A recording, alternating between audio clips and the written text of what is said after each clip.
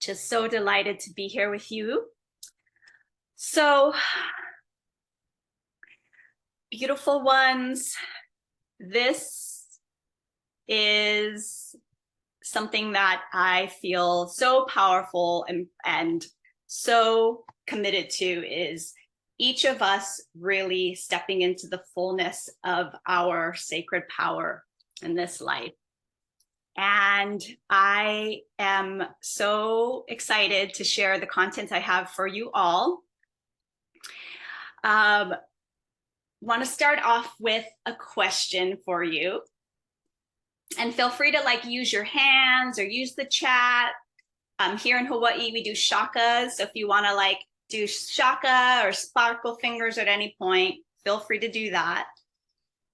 I want to know if you know that you came here to support humanity through this messy, beautiful awakening that we're moving through on the planet right now. So throw a shaka. Want to see if you all are feeling this. Yes. Well, then you're in the right place. You're also in the right place if you're open to seeing and choosing that every moment is a gift. And you're in the right place if you're ready to go all in on trusting yourself and bringing your world-changing vision to life. And then when we're committed and we're all in on this, would you be willing to be delighted and surprised by what happens when you do, when you just trust and you let go of the hows and the concerns and you just put it out there and you allow yourself to be met? Like providence comes forward to meet you. Are you willing to do that? Drop a yes, if so. Yay. Yes to sacred power. So my name is Dewi Maile Lim, and I came here to serve the awakening. And if you are here too, in some way, your unique soul signature way, you also did as well. I wanted to take a moment to accomplish everything that you've done, everything that you've materialized, all of the wins that you've had in your life leading up to this now moment. So this includes the healing that you've done, all the projects you've shipped and launched, the businesses that you've started or maybe closed, all the education and the training and the hours invested into deep diving into getting to know yourself, into learning a skill and a trade. Anything that's made up your life experience and contributed to the rich learning that makes your unique heroine's journey. This is your epic movie. So just want you to quantum leap yourself from all of that that's in your conscious awareness and memory into this very moment, and just take a moment to give yourself a pat on the back or a hug. I'm going to put us all in gallery view so we can just really acknowledge all of our wisdom and all of our experiences, whether they've been, rough and traumatic or delightful and magical and everything in between. Give yourself a pat on the back. You made it. You're here. And you're meant to still continue on this journey for however long we have left in these bodies, right? To really embrace the profound gift that it is to be alive on the planet right now. So I consider us all way showers. I consider us visionaries and trailblazers.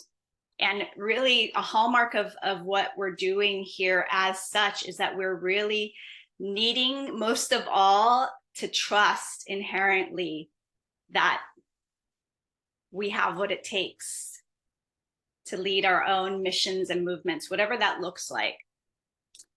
So woohoo to us. You are a key part of this divine unfolding. with your unique codes and your unique medicine. And this time has been prophesized for millennia, right? By wisdom keepers in sacred texts, all traditions that have that access to that inner knowing and that kind of divine origin story. This time has been prophesized for millennia. And there have been channeled messages by all thousands of channeled messages. All kinds of people have received messages about this time. And it's also coded in the cosmos. So no pressure or anything, but raise your hand or drop a I came here for this in the comments if you're like, bring it on. I'm like here for my mission, and I'm gonna, no matter what, just seize the moment and go for this. Bring it on. Oh, I love the feather. So when it comes to actualizing our mission as agents of change, it's inevitable that resistance is going to surface. This is just totally natural, so I want to normalize this. You may have even already had some of that come up so far, even just in the moments we've shared together so far. And this resistance can stop you in your tracks. It can keep you playing small, especially when it comes to taking a stand and putting your truth out there. It can feel really scary. And depending on your spiritual perspective, this may be something that dates back to before you even embodied and incarnated in this time. And it may be a lineage thing too. Like you may have ancestors even who have been persecuted for speaking up. And it's true that the degree to which you feel safe affects your ability to act in effective and in aligned manners. So really like cultivating the sense of safety within ourselves as we stand and as we share our truths and as we move forward on actualizing our missions, it's essential.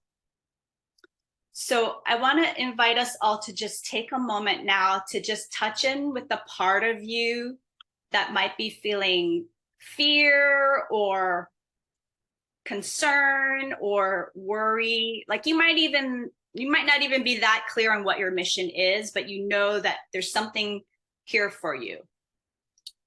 And so I just want to have you touch in with that part of yourself now and see if you can access it.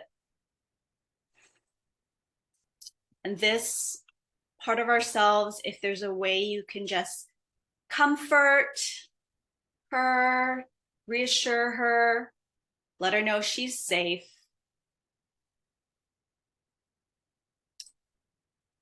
There might be some ideas about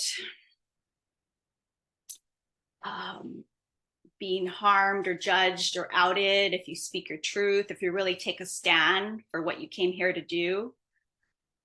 There might also be some mental thoughts around not having the time or the resources or the energy or concern that maybe you don't have what it takes to fulfill this mission.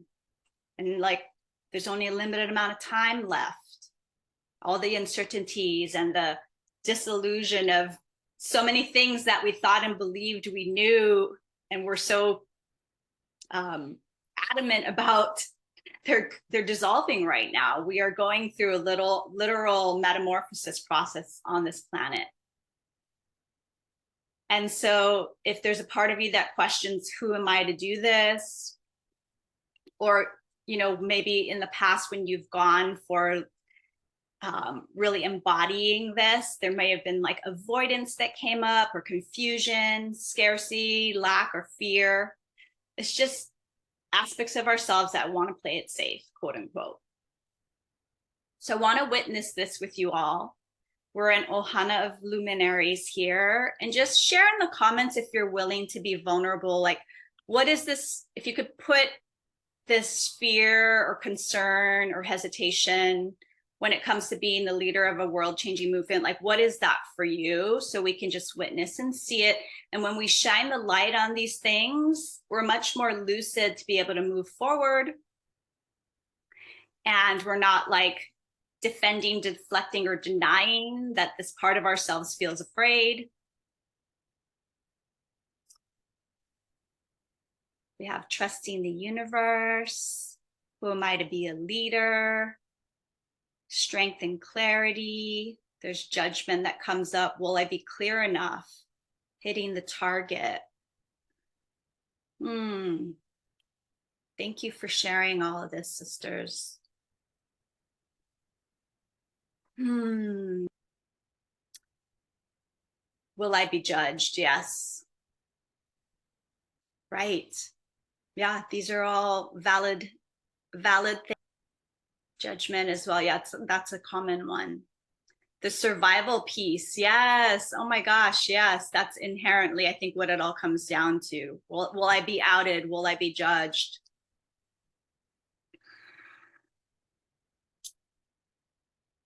So ever since I was a little girl, I knew I'd be on the front lines of change. And when I was younger, I did all kinds of leadership development and training, and I really wanted to feel like I was making a difference. So it looked like a lot of different things. It looked like volunteer work. And then in college, more became like advocacy. And it was my themes supporting other girls and doing a lot of work with girls. And then I started to really start to connect more with the planet. And my first exposure to like the healing power of plants was through the cannabis activism that I started getting involved with, and hemp in particular, how many issues we could solve if hemp was like a widespread plant that we were utilizing. I mean, you can even make plastics from hemp. So my whole world kind of opened up to this, what was possible and what was being kept from us. Like, this wasn't common knowledge. I really had to go searching for it. And then I moved to New York City after college, and my making a difference kind of shifted into more of like a radical, direct action kind of in the streets, wanting change. And I thought, well, letter writing and voting and organizing can only get us so far. Like, we need to like make shit happen, like out on the streets. And so I was going to all these protests and demonstrations all up and down the Northeast. And this was like in the early 2000s. I had this fight energy, like I was very angry, and I was displacing that and putting it on authority. And I realized that I was actually fighting for peace. And when I looked at that, I was like, that actually doesn't make any sense. Like, at one point I was face to face with a riot cop in the middle of DC with like helicopters flying overhead and tear gas. And this riot cop looked me straight in the eyes and he winked at me. And it was like, it totally interrupted my whole like thought, because I thought, well, he's against me. Like, why would he? We're against each other. We're fighting, you know? And it was really a turning point for me in that whole journey. And so soon after that, I started going within. I started learning about yoga and meditation, because I even way back then, I had this awareness, like, in order for me to see peace in the world, I have to feel peace in myself. I can't demand peace. Like, that is just not the way it's going to work. And so I was able to reclaim a lot of my energy, and that became my whole path. And another thing I realized about that activism world is that this is a generalized statement, but back then what I saw was this real victim kind of mindset. These people did this group wrong and they need to pay. And it was this whole kind of cyclical, almost like a karmic energetic that I was witnessing. And then it was also a lot of like infighting even within organizations that were like for the same things. And so it just didn't make sense to me at all. And it was during that time where I started to get my master's in spiritual psychology. And I chose a project and I started my first organization. It was called Art Unites Us. And I would work with New York City kids and teach them about Hawaii and shared what I did know, which was the aloha spirit and unity. And we would meet with kids in the middle of this park. Some kids were from the projects and some kids were from the brownstones, and we would all come together and we would make art together and share what we did have in common. And I believe that that focus and ethos is what is being called of us now too, with this dawning of the age of Aquarius. With this time, we're moving from more of like an outer savior, help us focus, to okay, it's up to us collectively to come together to really enact change. And so that was my evolution from revolutionary to evolutionary. And my light bulb went off to around business, this idea of starting a business to get paid to be an artist. I was getting paid to like share about Hawaii. And I was like, this is fun. Like I got a taste early on of what it's like to get paid for my passions. And my parents were both entrepreneurs. And so they started their own businesses here in Hilo, and I got to witness them doing, their own thing. And what I love about entrepreneurs is they're big picture thinkers, and they find innovative ways of solving problems. It's less about the status quo. And overall, like, this is a generalized statement again, but I really believe that entrepreneurs value freedom and sovereignty, and they're adaptable to change. So drop a comment in if you identify as an entrepreneur, or if you value that ethos of sovereignty and freedom. I'd love to see where you're at with that.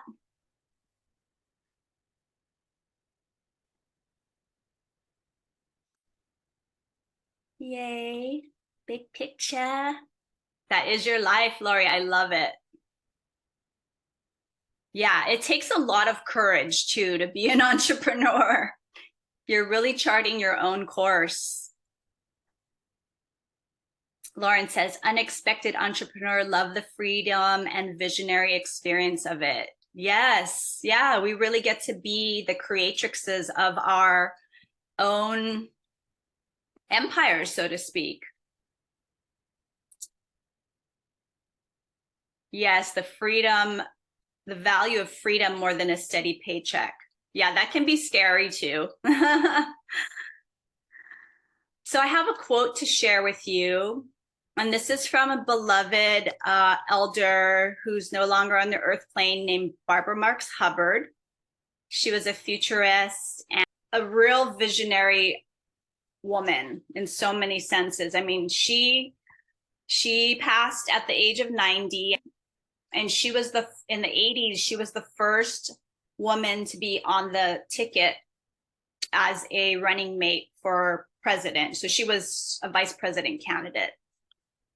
And so one of the things she talks about a lot is like this time, this emergent time that humanity is being birthed through. She calls it a birthing process. So she says, when we experience our own desire for transformation, we are feeling the universe evolving through us. And it's this idea of emergence. And so as visionaries who came here to usher in and anchor in this dawning of a new age, we really, it's almost as if we become channels for what wants to move through us. And it's fun with entrepreneurship because you can base it on your skills, gifts, talents, your history, your life experience, and your passions. And then it's finding, that also what you're inspired by and what brings you joy. And then also meeting a need or reaching out or working with an audience, right? Or a group of people who really are first and foremost willing and open to receiving an exchange with you, because that to me is key. Like, I only want to play and work with people who are at least open open to the possibility. Oya says, valuable aloha and the angel of care incorporated into entrepreneurship. Yes, we can code whatever reality we want into our entrepreneurial journeys. I love that. So I'm going to get into the meat of the content today. I'm going to share the number one thing you must make peace with in order to make a difference while activated in your sacred power. And you're also going to learn what it takes to transform your world-changing vision into a thriving movement. And I'm going to start with sharing right now the 3 keys to ignite your global movement, the things we need to focus on. Yay. Okay, here we go. So the number 1 key to ignite your global movement, I believe what is required is an aligned and engaged community. So community can extend to a lot of different facets. Community is those who you are in communication with, either through your own email marketing platform, your social media, if you're in person, the people that you're meeting with regularly and networking with. But really, what I'm a strong advocate for is creating your own sacred container where the people that you're serving, even if they're connecting with you on social media, they're not necessarily in your inner circle yet. It's not until they get on your email list and really are in like regular communication, hearing from you, that I consider them officially a part of your world. And we also don't own our social platforms, right? So at any point, like, you could get shadow banned, or, you know, like, you just want to have that insurance. It just makes sense, especially if you're trying to reach a lot of people. The second, and one more thing about community, it also relates to your collaborators. So the people that you're partnering with, the other voices that you feature. Maybe you like to do interviews, or what we call talk story here in Hawaii, where you're having conversations with people and creating content that's valuable, that people want to hear, be inspired and educated about the things that you're passionate about. And collaborators. And then also it can extend into brand partnerships or sponsorships, even if you want to go down that line. I've gotten grants before, I've gotten sponsorships, and it's, you know, if that company or organization or entity or person is aligned with your values and the values of your brand and your platform, then yeah, reach out and see. And that way you're extending your reach so much further. So that brings us to our second key, the mission. This is about your mission, brand, and your platform. So I believe we need this in order to really ignite a global movement. So here's a statistic for you. Globally, 60% of consumers prefer to buy goods and services from companies that stand for shared purpose that reflects their personal values and beliefs. This is from Supermarket News. So your mission brand platform is everything that about your message, everything about your movement, and everything about the way you communicate with your aligned collaborators, with your community, and with those that you serve. And then finally, the third key to ignite your global movement is you need a strategic roadmap. And this is where the rubber meets the road with the keys that I already described. So how are you engaging your community with your mission brand? What are you, are you doing some kind of launch or initiative to raise awareness or to raise funds? So that's important that you have this like through line of where you're headed with your platform and your community. So out of those 3 keys, aligned and engaged community, mission, brand, and platform, and a roadmap, which of those do you see as a key area that you need to focus on? There could be a mix of, I'd love to hear in the comments. Share with me. So we have your mission and brand platform, your aligned and engaged community, or your strategic roadmap. Mission, brand, wider circle of aligned community, roadmap. Number 1 is aligned and engaged community. Yes, the platform. All 3. Awesome. Thanks for sharing that with me. So I promised to share one thing that you must make peace with in order to make a difference while you're activated in your sacred power. And this underlies everything that we talked about so far. And it actually is the solution. Moving through that doubt and uncertainty that is inevitable, that will come up, and the resistances that will come up as you move forward, really taking action.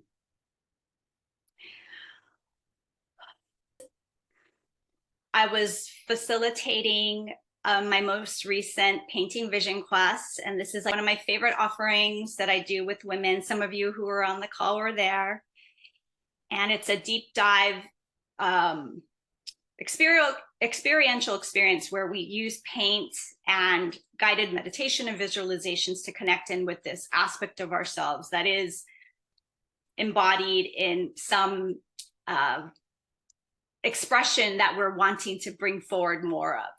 It's very intentional, and it's a sacred process. And so my intention as I was painting along with everyone, showing and demonstrating, was show me my sacred power. That's what I painted on my piece.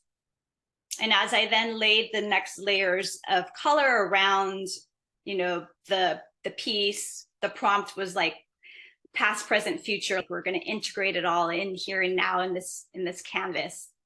And as I painted around the word me, I had a direct knowing that my entire premise of my intention, show me my power, was actually like irrelevant, because it wasn't the me, the small me that wanted to be shown, the one that was going to be in my sacred power.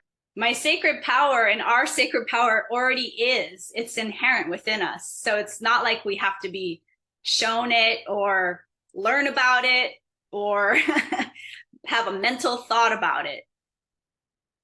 It is our truth. And ultimately humanity's truth, but like somewhere along the line, we decided to have amnesia and came into this world completely oblivious, or maybe some of us weren't. There are stories of many, especially when we're children, we have access to more of that sense of wonder and innocence and full access to our expression. So here it is. The number one thing you must make peace with in order to make a difference while activated in your sacred power is, it's not about you.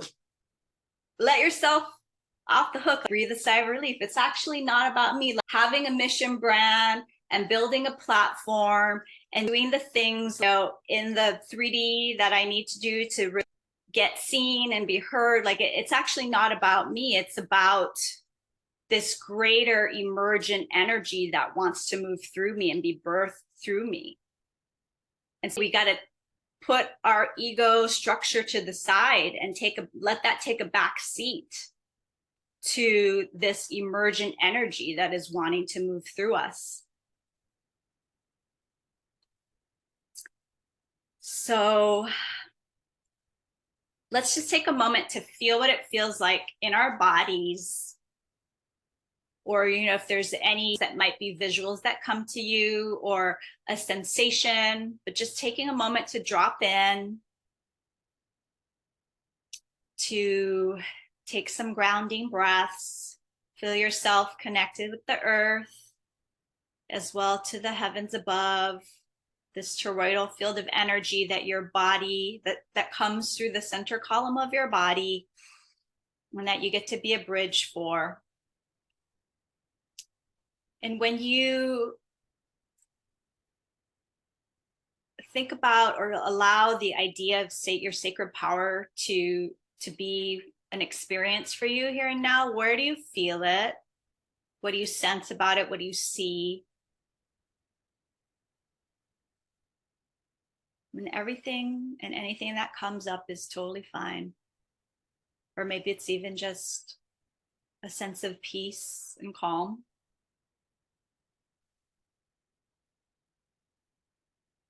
And then the next invitation is, where do you feel trust? Like when you think about trusting this part of yourself, trusting your sacred power, how does that feel? Moving from this place, being from this place, acting from this place. What does that feel like or look like?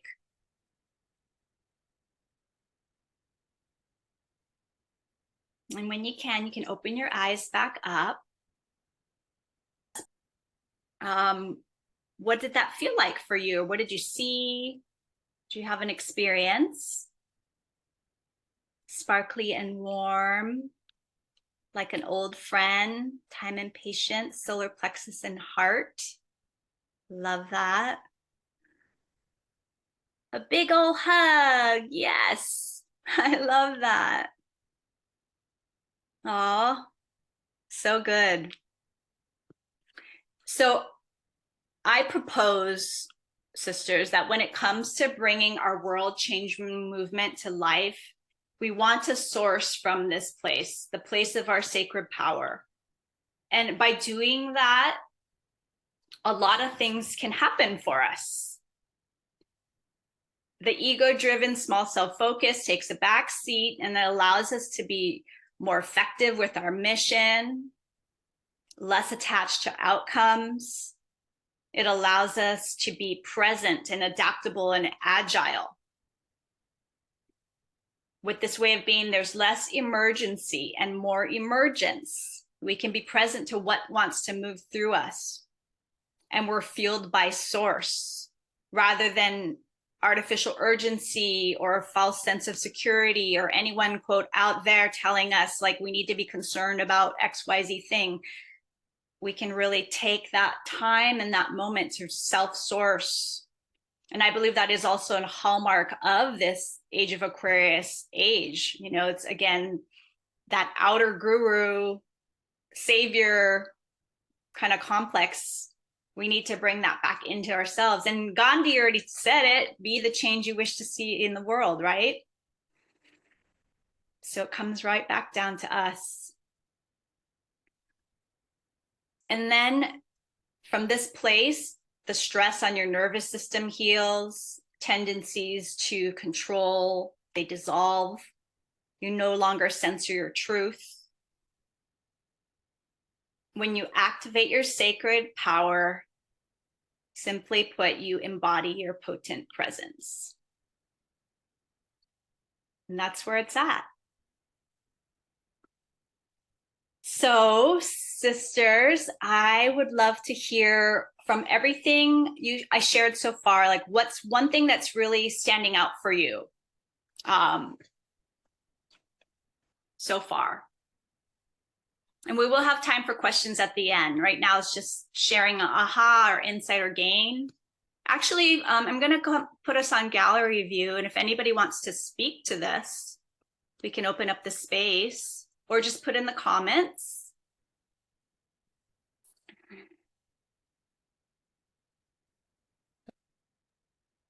I really like the term emergence. I just read the definition and it's quite beautiful. It's like a butterfly emerges and it doesn't even know where it came from or how it created. It simply becomes a butterfly. Yes. Yes. Barbara Marx Hubbard talks about that a lot. She talks about that metamorphic soup that the caterpillar completely has to dissolve to what it once knew of its caterpillarness, and then it emerges this completely transformed being, right? We also have some more shares in the chat. Megan said, I loved hearing you discover the me and the power of me. Lauren says, remembering that it's not about me, but about what wants to be birthed through me. And getting out of our own way, said Dina. Yes, go for it. Laurie Jean. I feel almost like a sense of relief because it's like, oh, it's not about me. And my whole ego and all the fears that it has can actually take a step aside and allow just the energy and the information and the love and the support and the goodness that wants to come through me to have the space to do that. You know, so it feels like a lot of relief that it's not actually all up to me or about me. So I feel like a spaciousness of possibilities there. Yes. Thank you. Thank you. That's beautiful. Yes. Yeah, I love that addition. It's not all about me and it's not all up to me either. Yeah. And that sense of trust, that sacred trust, that is really what we're cultivating here at Awakening in whatever way we are, right? It's like it's really the ultimate surrender, because we, from this place, like everything that we thought and believed we knew about what it means to be human or reality or like all of our history, it's like that can all shift here and now in that quantum moment, you know. And I believe that, you know, if you're here and listening to my voice and sharing the space with me now, like that, you know, that is the birthright, really the birthright, our birthright, to be able to midwife miracles, you know. And if you're a healer or if you've done energy work of any kind, you know, or the power of a shift in the energetic field, right? How potent that can be. And it can be so subtle too. Thank you so much, sisters. I'm loving this. I'm going to go back to highlighting me. So I wanted to share an opportunity about my work and a way that we can get into conversation further. So I'm committed to partnering with a select group of luminary leaders to launch and grow their world-changing movements. And this can be from ideation to materialization. This is what I helped one of my past clients, Shelly, with. She was the CEO of a successful quilting company, and she was on the trade show circuit for many years. And she came to me and my team burned out, and she was dreaming of creating an online teaching platform dedicated to quilters and quilting instructors. So this was going to be a pretty significant pivot for her. She was an artist and teacher at heart. And so we helped position her as a thought leader, and we built out her platform and her mission brand. And we did this in a way that still honored all the work she'd done and her evolution as a creative entrepreneur. So it was on her own terms. And so she started growing her virtual community and stopped doing trade shows. And she now lives in Mexico full time with her husband. And she sold her product line and pivoted into art and teaching, all on her own terms. So I really love that. That was like her butterfly moment, right? I love that reinvention, kind of coming out from behind the curtain and being like, hey, this is what I'm really all about, and this is how you can learn from me going forward. And it was really beautiful to watch her do that.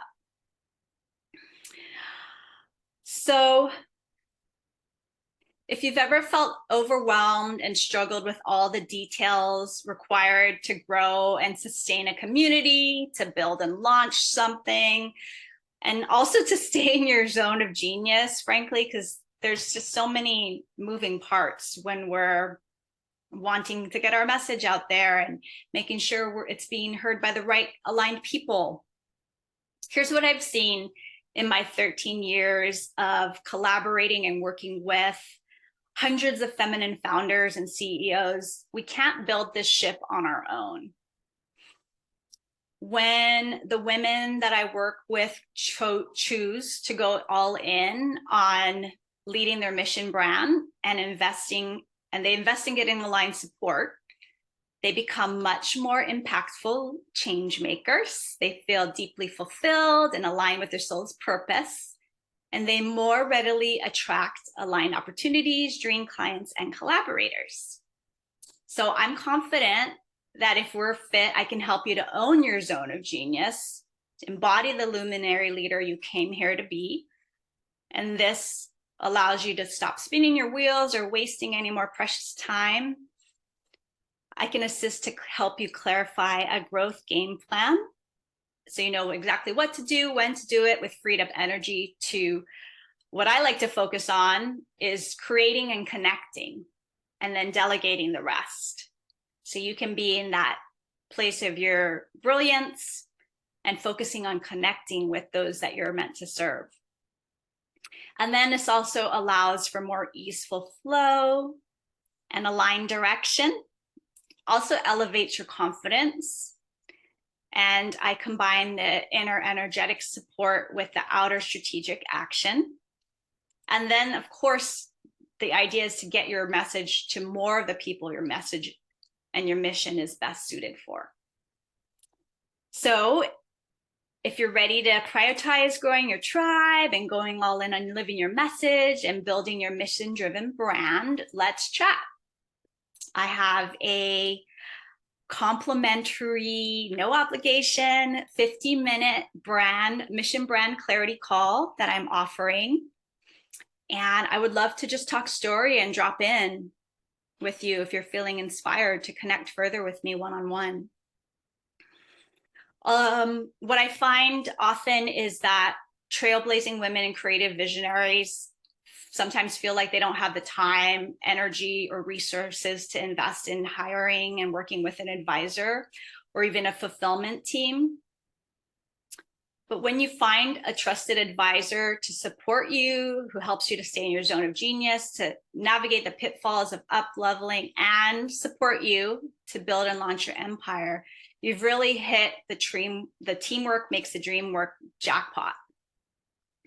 And then the time and energy that you freed up allows you to stay in your zone of genius more of the time.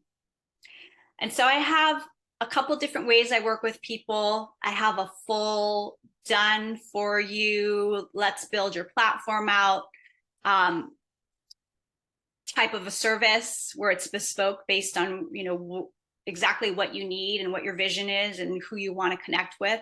And then I also have group programs where we do it together alongside of each other. And you have that support and community built in. So we can assess where you're at with your brand movement on this call. We can look at your messaging and your community building initiatives. And this is, again, no obligation. It's one-to-one with me. We'll sit together for 15 minutes. And If you're open to it, I can let you know more about these offerings that I have. And then we're going to assess the biggest challenges with your mission, your message, and your movement. And you'll leave with at least one tip to implement and clarity on your next steps.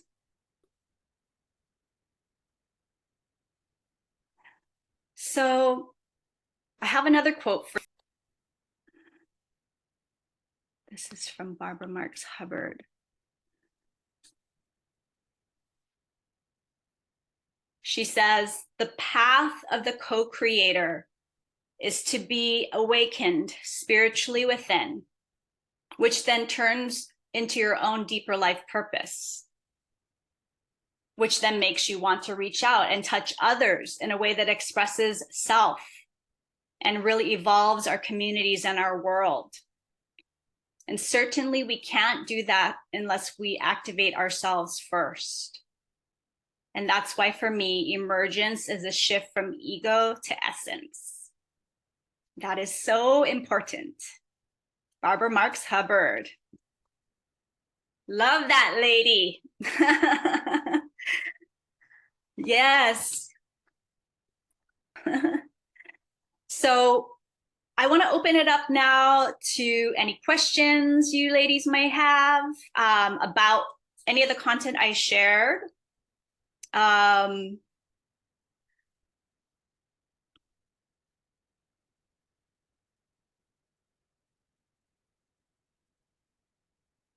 You can come off mute if you want to. Let me put us on.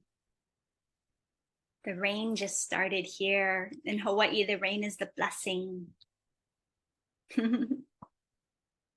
Dewi, can you share a little bit more about what it means to have a mission brand platform, like the whole platform part?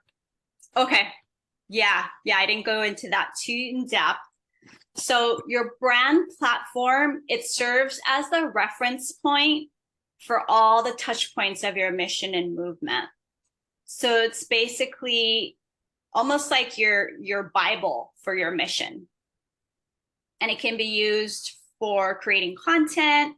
It informs all communication touch points. And if you work with a team, it helps to inform them. Like if people are communicating with others on behalf of you, it becomes like this way for everyone to be in sync. So it's a centralized place for all the elements that create your brand presence. And this goes for all your communications with engaging with collaborators, with other brands. And then it also shows that you have a real like solid vision and clarity around where you're going and what you stand for, right? So that people that are meant fit for that are able to be more readily attracted because they'll be able to see or hear or feel immediately that you're speaking to them. I need that. What's that? I so need that. I need that platform, girl. Yeah, totally. Thank you. Yeah, thanks for asking. Anybody else? Lisa says, thank you for this beautiful and powerful activation, Dewi. You're so welcome. Lisa is another member of my community. Yay, beautiful. Well, I am going to encourage you all one more time as we wrap up here to take me up on this offer to talk story, to drop in, to see where you're at, and to explore whether working together might be a fit. And if not, that's all good too. But just to really get some deeper sense of clarity around your mission and your brand, growing your community, your movement, any of these things. And again, I'll give you at least one tip to implement and clarity to move forward on your next steps, whether it's working with me or we just part ways as friends.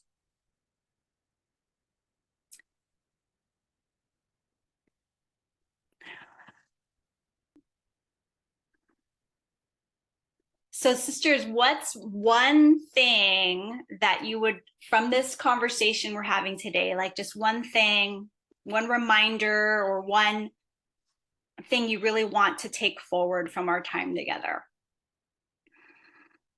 I would love to hear, like, what's that one thing? It could just even be one word. How are you feeling? What are you leaving this call with? Oh, nice. From emergency to emergence. Yeah, that dropped in for me the other day. I'm sticking with that one for sure. You're free to use it as well. I believe that's what we're doing. Yeah, it's up to us to be a stand for that and a reminder, and to be a lighthouse. We're all lighthouses here, and we each have our own way that we're going to be beacons. What wants to be birthed through me? Yes, Lauren. Dina says, love that too, emergence.